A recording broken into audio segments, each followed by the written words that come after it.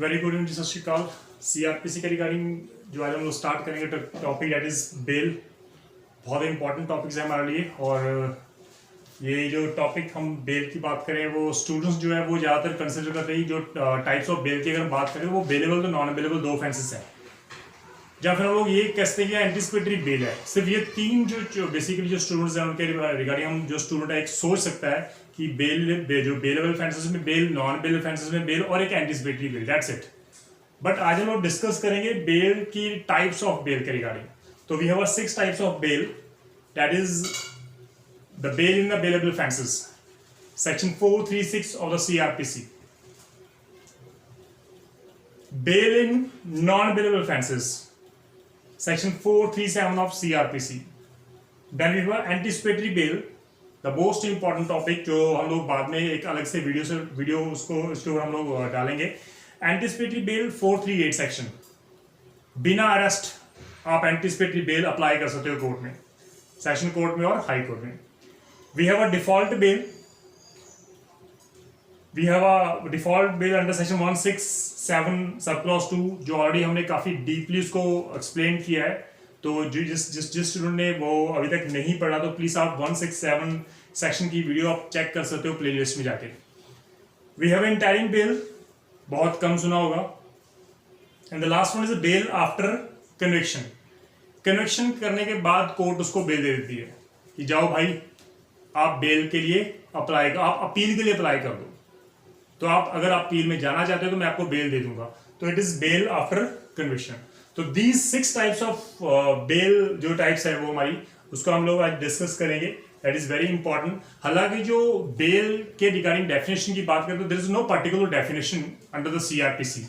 Moreover we have a case that is Motiram versus state of MP, in which the court said that there is no particular definition of bail in CRPC, nowhere it is defined. यहाँ पर जो हम बात कर रहे हैं CrPC में वो सिर्फ बेलेबल और नॉन बेलेबल ऑफेंसेस को ही डिफाइन किया गया है। Another one section 2A of CrPC, वहां पर जो लिखा गया है वो सीरियस ऑफेंसेस के रिगार्डिंग बात कर रहे हैं। वो serious offences like bailable non bailable offences के रिगार्डिंग हम उसको कैटेगराइज करें तो non bailable offences means serious cases, वो ऑफेंसेस जो सारे सीरियस नेचर के होते हैं। बेलेबल ऑफेंसेस में कम सीरियसनेस होती है, जहां पर सीरियस ऑफेंसेस नहीं कमिट किए जाते। तो सीरियस ऑफेंसेस वो ऑफेंसेस हैं which are punishable with imprisonment of 3 years और अपवर्ड्स, वो सीरियस ऑफेंसेस हैं। 3 साल से कम उसको हम लोग लेस सीरियस ऑफेंसेस मान के चलते हैं, राइट। ये कैटेगराइज्ड जो बेसिकली कैटेगरी है वो हमारी सीआरपीसी में रखी गई है। तो the first thing is the bail in bailable offences. इसके रिगार्डिंग हम लोग फर्दर बहुत डीपली इसको स्टडी करेंगे। 4367 को, 437, 438 उसको हम लोग अलग से वीडियो भी डालेंगे। बट यहाँ पर क्योंकि हम लोग टाइप्स ऑफ बेल करें तो उसको थोड़ा सा एक्सप्लेन करके हम लोग बाद में फुली एक्सप्लेन करेंगे 437 के रिगार्डिंग। तो बेल इन बेल ऑफेंस के रिगार्डिंग क्या है, यहाँ पर हम बात कर रहे हैं bail in bailable offences means कम सीरियस ऑफेंसेस है। वहां पर आपको वहां पर स्टैट्यूटरी राइट दिया गया है। It is not a fundamental right of the accused person to get a bail in bailable offences, but there is a statutory right given to the accused person. ये statutory right दिया गया है कि भाई अगर आपने bailable offense commit किया है तो जो पुलिस है, जो इन्वेस्टिगेशन ऑफिसर है, वो आपको खुद ही बेल दे देगा, आपको कोर्ट में जाने की जरूरत ही नहीं है। Although अगर वो नहीं दे रहा तो आप कोर्ट से भी ले सकते हो बेल।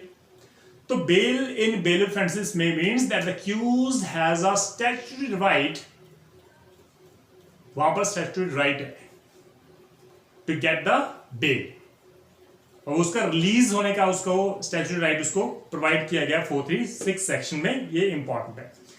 दूसरी अगर हम बात करें bail in non bail offences 437 of CrPC, ये काफी सीरियस ऑफेंसेस माने जाते हैं, लाइक डेथ पेनल्टी, जहां पर मर्डर हो गया, यहाँ पर वो ऑफेंसेस जहां पर 3 साल से अबव की सजा है वहां पर। अब इसमें कंफ्यूज मत होना कि मैं यहाँ पर कॉग्निएबल नॉन कॉग्निएबल की बात कर रहा हूं। मैं यहाँ पर कॉग्निएबल ऑफेंसेस और नॉन कॉग्निएबल ऑफेंसेस की बिल्कुल भी बात नहीं कर रहा। यहां पर मैं बात कर रहा हूं बेलेबल ऑफेंसेस और नॉन बेलेबल ऑफेंसेस, जिसको शेड्यूल में दिया गया सीआरपीसी में। आप चेक कर सकते हो शेड्यूल में, वहां पर कैटेगराइज किया गया ये बेलेबल ऑफेंसेस है, ये ऑफेंसेस जो है वो नॉन बेलेबल ऑफेंसेस है। अब जो नॉन बेलेबल ऑफेंसेस है वो आपको स्टैट्यूटरी राइट प्रोवाइड ही नहीं कर रहा। It is the discretionary power of the court to give bail और नॉट। अक्यूज जो है वो जब उसको अरेस्ट किया जाता है तो इसको हम लोग रेगुलर बेल बोलते हैं 437 में। It is a regular bell क्योंकि ये आफ्टर अरेस्ट ही होती है।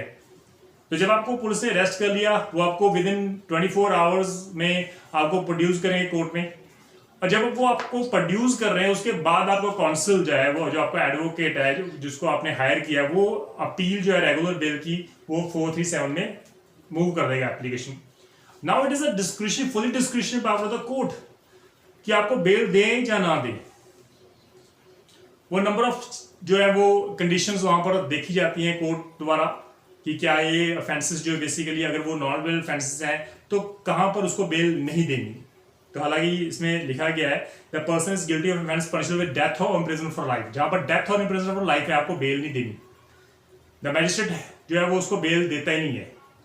सेशन कोर्ट है, सेशन कोर्ट भी यूजुअली देता नहीं, वो हाई कोर्ट में जाते हैं। तो जहां पर डेथ और लाइफ इम्प्रिजनमेंट पनिशमेंट है आपने वो ऑफेंस कमिट किया आपको बेल नहीं दी जाएगी। सेकंड थिंग ऑफेंस जो है वो कॉगल ऑफेंसेस है तो वहां पर भी it is a discretionary power of the court कि आपको बेल दें या ना दें। The third, the person has been previously convicted of an offense punishable with death or imprisonment for life। जो accused है उसने पहले भी एक offense कमिट किया था जिसमें death और life imprisonment थी offense के रिगार्डिंग। तो उसने again कोई offense cognizable offense कमिट कर दिया या कोई ऐसा offense कमिट कर दिया जो non bailable है तो आपको बेल नहीं दी जाएगी। तो the person has been acquitted twice or more in the past for cognizable offenses। पहले ही दोषी को 2 बार सजा हो चुकी है cognizable offenses में। तो cognizable offenses means serious offenses जहां पर पुलिस विदाउट वारंट आपको अरेस्ट कर सकती है, डायरेक्टली एफआईआर रजिस्टर होती है। तो उस केसेस में कोर्ट बहुत रेयर चांस है कि आपको बेल दे। तो हालांकि इसको 437 को हम लोग बहुत डीपली इसको करेंगे नेक्स्ट सेक्शन में क्योंकि काफी इंपॉर्टेंट हमारे लिए 436, 437, 438 सेक्शन बहुत इंपॉर्टेंट है क्योंकि judiciary point of view is very important, right. Then we anticipatory bail. It is a kind of anticipation, डर अगर आपको डर है कि भाई मुझे जो पुलिस है वो अरेस्ट कर लेगी तो वो एक एंटिसिपेटरी बेल होती है। It is anticipatory bail. But anticipatory bail में there are number of condition in the sense that आपको पता होना चाहिए कौन से अपराध में आपको अरेस्ट किया जाना है। आपको पर्टिकुलर पता होना चाहिए। आप ये नहीं कह सकते कोर्ट में आके मुझे एंटिसिपेटरी बेल दे दो कोई भी ऑफेंसेस में। अगर पुलिस मुझे अरेस्ट करना चाहती है किसी भी ऑफेंसेस में तो मुझे आपको बेल देनी पड़ेगी। तो ऐसा नहीं होता। आपको कोर्ट में पर्टिकुलर ऑफेंस बताना होगा कि भाई ये मेरे पे ऊपर चार्ज कौन सा लगाने वाले हैं, मुझे क्या डर है कि ये मेरे पे डेथ जो मर्डर का चार्ज लगाएंगे या मुझे मेरे ऊपर चोरी का चार्ज लगाएंगे। You have to specifically mention the offence in a court before moving an application under section 438। This is the pre condition anticipation regarding the particular offence. और जब आपको पर्टिकुलर ऑफेंसेस के रिगार्डिंग आप जा रहे हो कोर्ट में कि मुझे एंटिसिपेशन है, मुझे डर है कि इस अपराध में कोर्ट मुझे गिरफ्तार करने वाली है और मेरा इसमें कोई रोल ही नहीं है, उस केसेस में कोर्ट आपको एंटिसिपेशन बेल जो एंटिसिपेटरी बेल वो प्रोवाइड कर देती है 438 में। उसको हम लोग डीपली काफी करेंगे बाद में। एंटिसिपेशन बेल के रिगार्डिंग हम लोग एक और टाइप्स ऑफ बेल भी करेंगे जिसको हम लोग बोलते हैं blanket bell.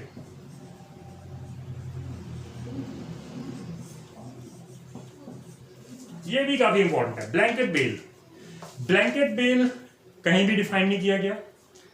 Blanket bell supreme court ने भी मना कर रखा है कि ब्लैंकेट बेल आप प्रोवाइड नहीं कर सकते। Blanket bail in the sense कि मुझे डर है कि पुलिस मुझे किसी भी अपराध में गिरफ्तार कर लेगी तो वो ब्लैंकेट बेल है क्योंकि आपके ऊपर एफआईआर नहीं है, आपको प्रॉपर एंटिसिपेशन नहीं है किसी पर्टिकुलर ऑफेंसेस के रिगार्डिंग, तो आप ब्लैंकेट बेल नहीं ले सकते। ओपन बेल हम लोग उसको बोलते हैं। हालांकि एंटिसिपेशन बेल है वो एक पर्टिकुलर ऑफेंस के लिए है। आपको you need to mention the particular offence की यहां पर मुझे इस ऑफेंसेस में डर है कि इस अपराध में मुझे गिरफ्तार किया जाएगा। लेकिन blanket bail is an open bail. आप उस कोर्ट में कहते हो कि भाई मुझे तो डर है कि पुलिस मुझे गिरफ्तार करेगी, अब कौन से ऑफेंस में गिरफ्तार करेगी वो मुझे नहीं पता, तो it is a blanket bail. The court never allows you because यहां पर ब्लैंकेट बेल आप उसको शील्ड लेके चल रहे हो, as a protection as a defence लेके चल रहे हो, तो कोर्ट आपको कभी भी अलाउ नहीं करेगी। एंटिसिपेशन बेल, जो एंटिसिपेटरी बेल है वो यूजुअली कोर्ट आपको अलाउ कर देती है, उसको हम लोग डीपली काफी करेंगे। हाँ, यहाँ पर जब आप ब्लैंकेट बेल की अगर बात करें, ब्लैंकेट बेल को हम लोग एक्सप्लेन करेंगे, उसको ब्रीफली उसको हम लोग जो है उसको एक्सप्लेन करेंगे जब हम लोग एंटिसिपेशन बेल हम लोग चैप्टर करेंगे, तब उसको ब्लैंकेट बेल भी हम लोग उसको डिफाइन करेंगे। We have another bail that is a default bail. During investigation अगर अक्यूज को अरेस्ट किया जाता है एंड 167 सब क्लॉज 2 कहती है कि 90 डेज एंड 60 डेज का पीरियड, वो ऑफेंस जहां पर पनिशमेंट 10 साल या 10 साल से ऊपर है वहां पर 90 डेज कंसिडर किया जाता है। जहां पर पनिशमेंट 10 साल या 10 साल से कम है वहां पर 60 डेज कंसिडर किया जाता है।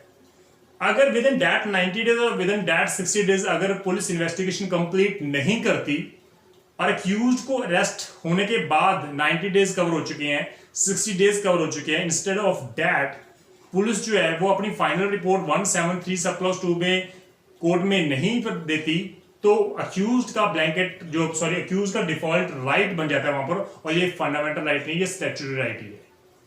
और कोर्ट शैल, वहां पर कोर्ट जो है basically after crossing 90 days, after crossing 60 days court उसको बेल देगी।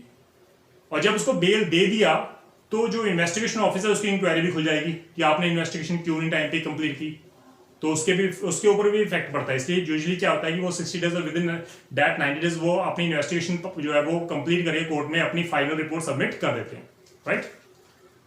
We have interim bail. Interim bail क्या है?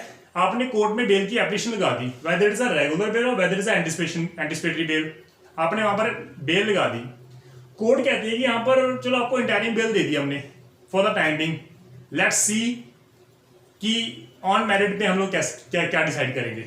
तो जब आपकी बेल एप्लीकेशन, चाहे वो रेगुलर बेल है चाहे वो एंटिसिपेटरी बेल है, court for the time being आपको इंटरिम बेल दे सकती है for the time being. Like in NDPS act में कोर्ट आपको बेल दे देती है, इंटरिम बेल, कि केमिकल रिपोर्ट आने के बाद हम लोग डिसाइड करेंगे आपको ऑन मेरिट बेसिस पे आपको बेल, रेगुलर बेल देनी है या नहीं देनी। तो समटाइम्स इट हैपेंस कि इंटरिम बेल आप कोर्ट को फॉर द टाइमिंग आपको रिलीफ दे देती है। At the last bail after conviction, यहाँ पर बेल की बात कर रहे हैं तो बेल आफ्टर कन्विक्शन जो है वो एक काफी इंपॉर्टेंट पार्ट है हमारा, क्योंकि यहाँ पर 389 सेक्शन हमने ऑलरेडी कवर कर लिया है अपील के रिगार्डिंग। जब पर्सन को कन्विक्शन होती है जुडिशियल मैजिस्ट्रेट फर्स्ट क्लास में, जब उसको कन्विक्शन की जाती है कोर्ट में, तो उसका राइट है अक्यूज का, वो अपील में जा सकता है। अगर उसको अपील में जाना, वो कोर्ट को कहेगा कि सर मुझे बेल दे दो, मैंने अपील फाइल करनी है, तो कोर्ट उसको बेल दे देती है कि ठीक है आपको बेल के ऊपर आपको रिलीज किया जाता है, आप उस ड्यूरिंग दैट पीरियड आप अपील में चले जा सकते हो, आप अपील फाइल कर सकते हो कोर्ट में, अपीलेंट कोर्ट में जाके। तो इसलिए उसको अपील दायर करने के लिए अपीलेंट कोर्ट में उसको बेल दी जाती है, ये काफी इंपॉर्टेंट है। Then we have another things. We have a 2 case law, that is Balchand Jain versus State of MP, anticipation bail के regarding. We have a Sidharam Satingappa Mehteere versus State of Maharashtra, anticipatory bail के regarding. We have a 2 case law. यहाँ पर बालचंद के regarding court ने कहा कि supreme court specified anticipatory bail as bail in anticipation of arrest. यहां पर इन anticipation of arrest में ही आपको बेल दी जाएगी, अदरवाइज आपको बेल नहीं प्रोवाइड की जाएगी। इन anticipation of arrest, not otherwise. आपको डर है कि आपको कॉग्निएबल केसेस में, नॉन बेलेबल केसेस में आपको अरेस्ट किया जाने वाला है और आप तुरंत कोर्ट में एंटिसिपेटरी बेल अप्लाई करते हो। डर इंपॉर्टेंट है, एंटिसिपेशन इंपॉर्टेंट है। Then second case, Siddharam case में कोर्ट ने कहा कि supreme court emphasise that anticipatory जो बेल है basically it is not a device to secure the individual liberty. आप इसको डिवाइस मत मान के चलना कि ये एक इंडिविजुअल लिबर्टी के लिए एक डिवाइस है, आप कभी भी उसको यूज कर सकते हो, ना ही एक पासपोर्ट है। एंटिसिपेटरी बेल का जो कंसेप्ट है वो पासपोर्ट नहीं है कि जाओ ये आपको बेल दे दिया आप जो मर्जी क्राइम कर लो। It is not a passport for the commission of crime, nor it is a shield against any kind of acquisition likely और अनलाइकली। ना ही ये आप इसको प्रोटेक्शन के रिगार्डिंग आप उसको लेके जा सकते हो। तो कोर्ट ने बिल्कुल एक्सप्लेन कर लिया इसमें कि बेसिकली जो बेल वी हैव वैसे तो हमने 6 टाइप्स ऑफ बेल की है, लेकिन जो ब्लैंकेट बेल है it is 7th types of case. तो ये 7th पॉइंट भी हमारा यहाँ पर कवर हो गया। तो वी हैव अगर कोई क्वेश्चन आता है लाइक जुडिशरी में कि डिफाइन बेल, तो we have types of bail के रिगार्डिंग आप उसको 7 टाइप्स में उसको कन्वर्ट कर सकते हो। तो bail in bailable offences, bail in non bail offences, anticipatory bail, default bail, blanket bail, interim bail, bail after conviction. तो यहाँ पर 7 टाइप्स के कन्वेक्शन जो है बेसिकली बेल है उसको हमने एक्सप्लेन कर दिया है।